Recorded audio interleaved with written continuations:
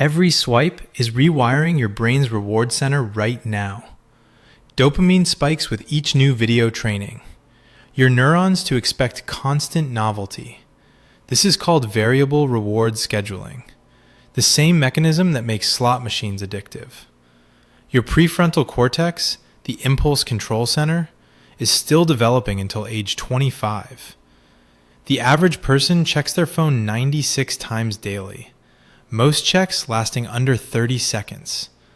Each check fragments your attention, a phenomenon researchers call attention residue. Your brain releases cortisol during notification checks, keeping you in mild stress mode. This stress response evolved for survival, not for Instagram likes or email pings. Blue light from screens suppresses melatonin, delaying your natural sleep onset.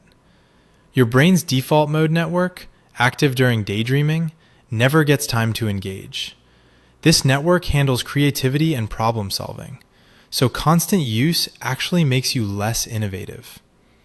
Your attention span has measurably shrunk over the past 2 decades.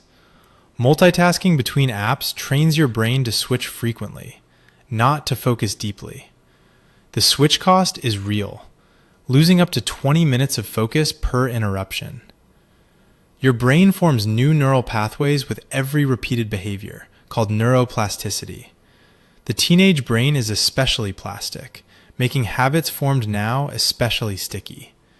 Phantom vibrations, feeling your phone buzz when it didn't, affect most smartphone users. This happens because your brain learned the buzz means connection, so it predicts it. Social media platforms exploit your need for social validation, a survival instinct. Your brain releases oxytocin when you receive social approval, a bonding chemical. Infinite scroll removes natural stopping cues, so your brain never signals satisfaction. The average user spends over 2 hours daily on social platforms, time your brain could use for restoration. Your brain treats your phone like a companion, releasing attachment chemicals when nearby. This is why leaving your phone behind causes genuine anxiety symptoms. Studies show mere presence of your phone reduces cognitive capacity, even when powered off. Your brain allocates attention to monitoring the phone's location, a background process.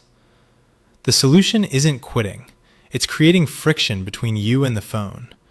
Delayed gratification, waiting 30 seconds before checking, weakens the addiction loop. Phone-free zones, like meals or bedrooms, let your brain rebuild attention capacity. Tonight, try 1 phone-free hour before bed and notice your sleep quality shift. When did you last feel truly bored?